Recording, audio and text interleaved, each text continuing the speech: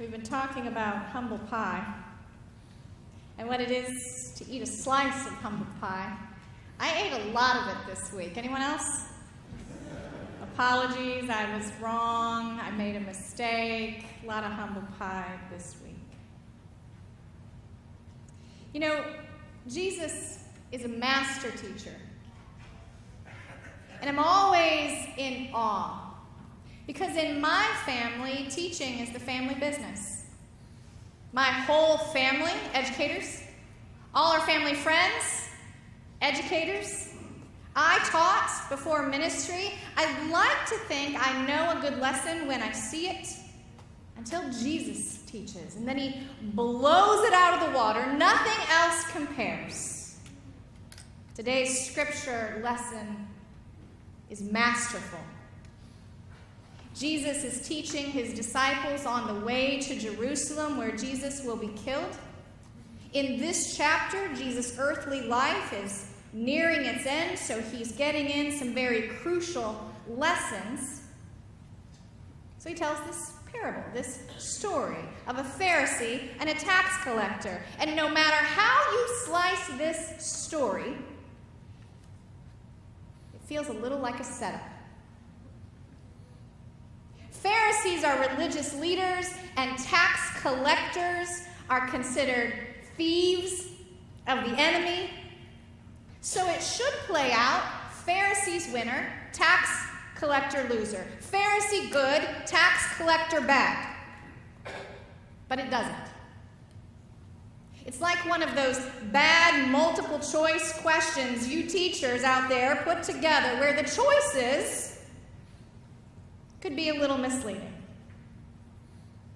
But if you studied the stories of Jesus, then when the question arises, you know that Jesus was always challenging the religious leaders, and they him, and he was always bringing in the excluded and the loathed and the sinner. And so the story then would play out: tax collector right, Pharisee wrong, easy choice, easy answer. And so it was. That's how they heard it back then. That's how we hear it now, because that's how it's told. But here's where Jesus' mastery in teaching kicks in. As soon as we are aghast at the Pharisee who prays out loud, "God, thank you that I am not like other people." As soon as we are aghast that he would pray such a thing, we internally think to ourselves, I would never pray such a thing. Thank God. We internally thank God we aren't as self-righteous or prideful as the Pharisee. And in that moment, we become just like him. Our pride presumes ourselves more evolved than that Pharisee. Our pride presumes we know better than him. Our pride presumes that we do religion a little bit better than him. We presume that we are a little bit better than that Pharisee. Just as he presumed he was better than the tax collector. Right there, right here, we find that this story is a setup that invites us right into the middle of the story. We find ourselves standing right next to that Pharisee, needing this lesson from Jesus, needing the grace of Jesus just as much as the Pharisee. Because the truth of the matter is,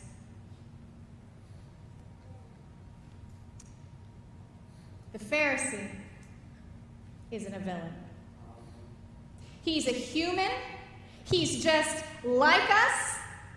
The Pharisee didn't say anything untruthful. He really had set himself apart from other people as he followed the laws of God. By the standards of Luke and Jesus in Luke 15, the Pharisee would be counted as righteous. Rather than thanking God for the laws that lead him to such righteousness, rather than thanking God for the changes in his heart, the purpose of his life, he thanks God that he's different than the other person. So underneath it all, his gratitude isn't really to God. It's for himself. and what he's done, probably without realizing that his gratitude isn't really for the blessings and graces of God, but an expression of himself called pride. I wonder sometimes if we unknowingly fall down the same slippery slope. It's like when we're driving, we get on an off-ramp and we see that neighbor with a sign asking for help. And one of us mutters to the other, "Thank God for our blessings." One of us mutters to the other, "There, but for the grace of God, go I." Are we really thanking God because God has done it? Do we really recognize we're just like the person asking for help, or are we thanking God that we're different? Last week we talked about how pride pretends. Here's the other way that pride creeps in. Pride divides and then presumes. Pride divides and then presumes. What the Pharisee does is divide humanity into two kinds of people: the righteous and the immoral, the better, the worse. And his pride presumes that he's in the better group. That's what our pride does. As C.S. Lewis says it, at the root, our pride is competitive. We unknowingly compete to be others than people. We create groups and put ourselves in the group where we presume we know better or do better or are just a little bit better than other people. Pride divides and presumes so many good things of ourselves, and will judge negatively others in the categories we've divided them into. There was a story in the news recently, one of many of its kind these days. A blue Lexus in a suburb of Milwaukee was pulled over, and the young African-American man was in the back seat, and he was briefly handcuffed and detained. A report had come in about that car that a robbery was in progress. As it turns out, the young man's Caucasian grandmother and her friend were in the front seats, and they were all coming home from church. The grandmother in the story was said, quoting, "I imagine they saw a young black boy in the back and made assumptions. Think with me for a moment about all the presumptions in that story. Think with me for a moment about all the categories of division and the values assigned to those categories." What was interesting is after I read the story online, I started looking at the comments. And the comments were uncomfortable. Maybe some of us are uncomfortable even now. The comments were defensive, rising up in justification, really, of the categories that they're there. Because when we humans defend the categories that divide humanity and put some of us in and some of us out, and some of us as haves and some of us as have-nots, and so on, that really is just our pride rising up. Christian teaching throughout the centuries says pride is at the root of all of our sin and all of our division. It's hard to have our prideful presumptions get their toes stepped on. It makes us uncomfortable.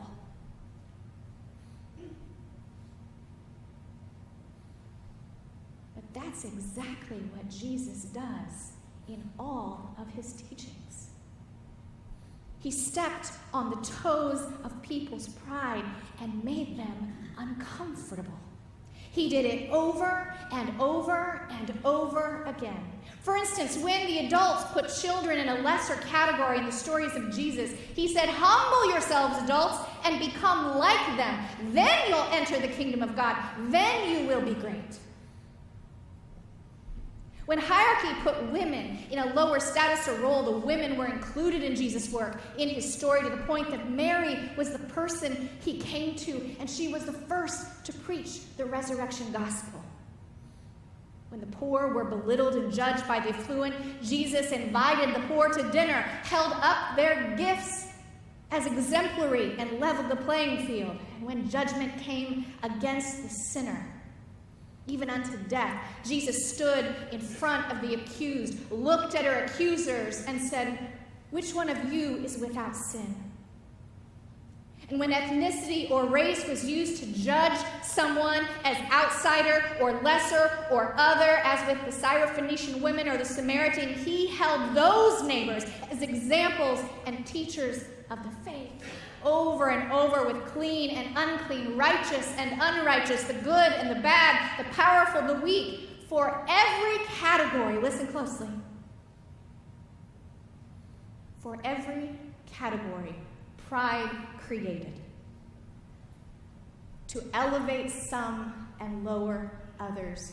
Jesus tore it down.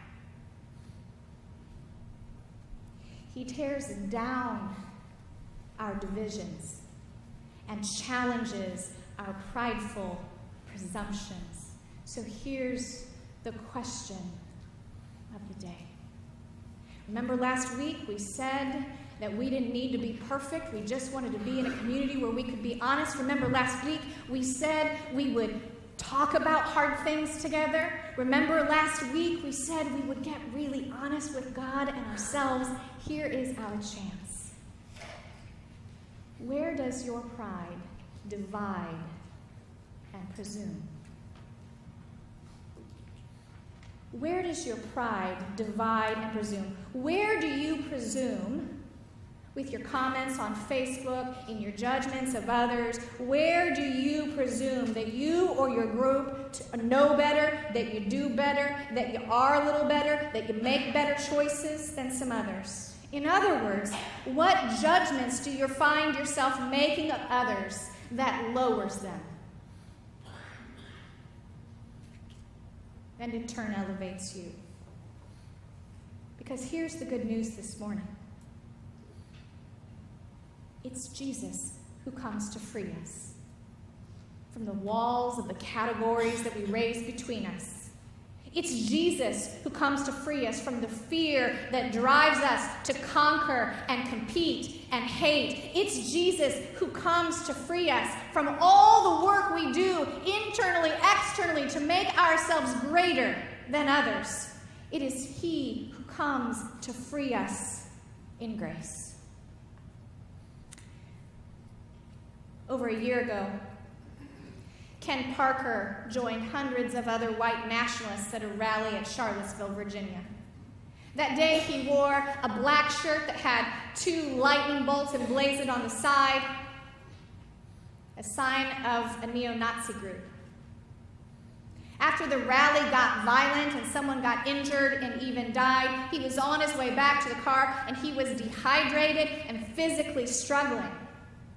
And a filmmaker saw him struggling. She happened to be African American, and she went over to care for him, make sure he was okay, give him water, and he was stunned. She did invite him to speak, and he went on to rail against and his other groups and his need to protect his own group from this list of categories, and he listed religions and races and ethnicities with all his presumptions. But the pride that presumed the worst of others, the pride that presumed him better than others, got a crack in it that day because of her kindness, the sacrificial kindness of this woman. And that doubt about his categories, that pride, there was a crack in it, and it stayed with him. So a couple months later, he saw that a neighbor, an African-American neighbor, was having a party by the pool, a cookout, and as the crowd began to thin,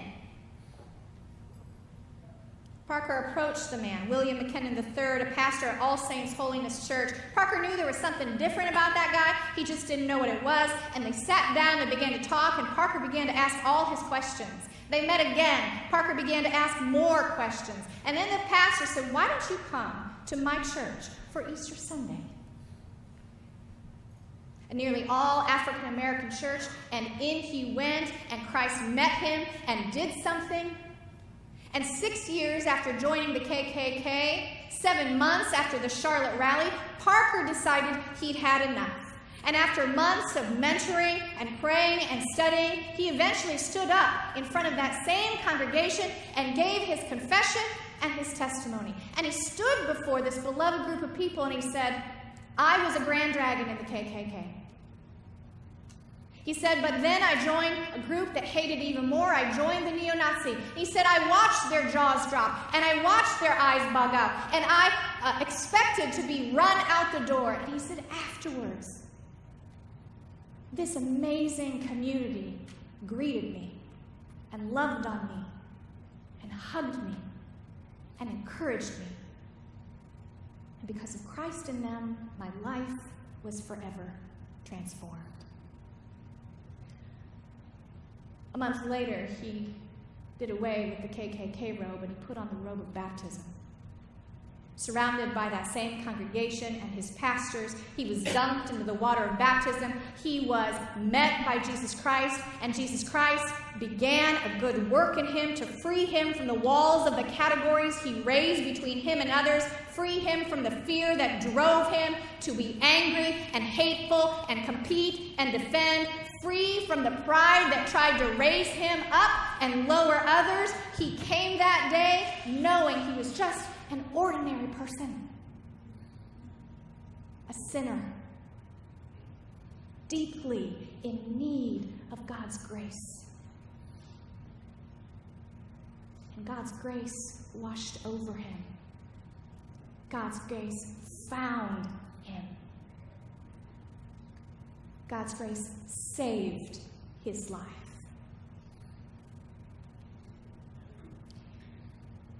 And so today,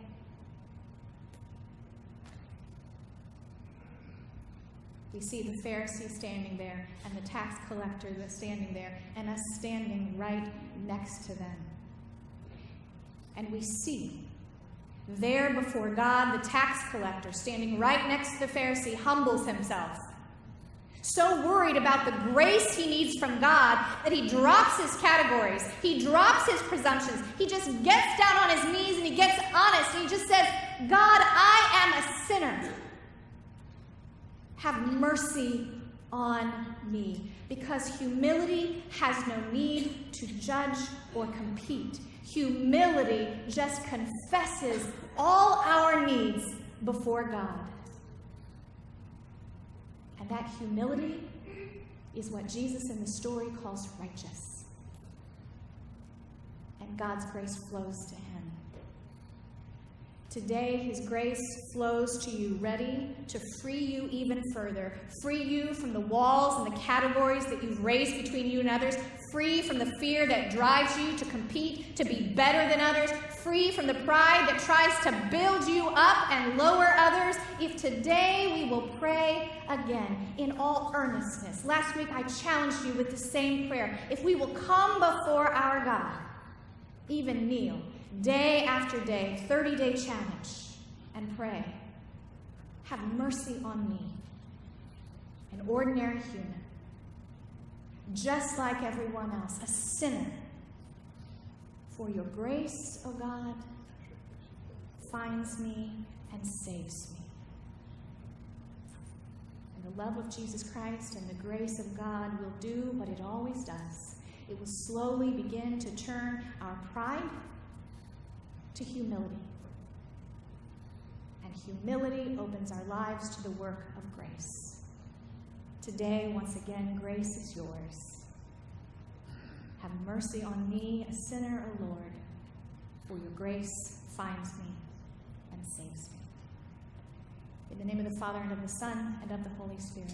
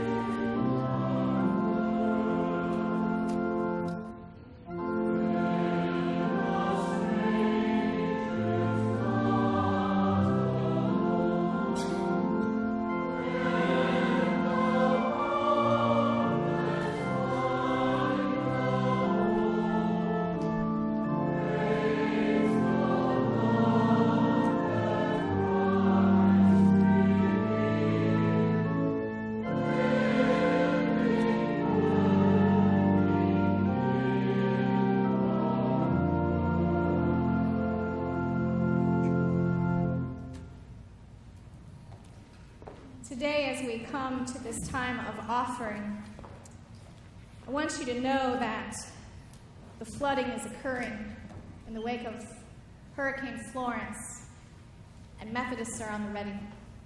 And you can be part of that today. Outside, you'll receive a list for a hygiene kit that changes all kinds of things for people there without power and so on. You would be amazed at the power of that. There's a place for donations so that we can ship those kits. And then in the next 2 weeks, if you could bring those supplies back, you'll find a table to sign up for Habitat Humanity, to change a family's life with home and neighborhoods for generations if you'll partake. You don't have to have any construction skills at all. Just sign up. You'll find out there a sign-up table to take part in an all-church study where we will be fed in community and grow in faith. And all of this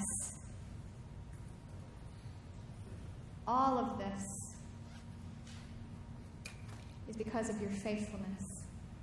You'll find out there a table for a craft fair, and the donations of that craft fair go in to feed the community as well. And all of that work through the community, through this community, out to the broader communities because of your faithfulness of your gifts and tithes and offerings. As you say, yes, God, I will thank you for what I have and take part in the work of this church. It flows through the church out into the community to love and serve and bring hope and joy. And so today, again, I say thank you for taking part in the work of Christ. Let us offer our best to the God who loves us most. Would the ushers wait upon us?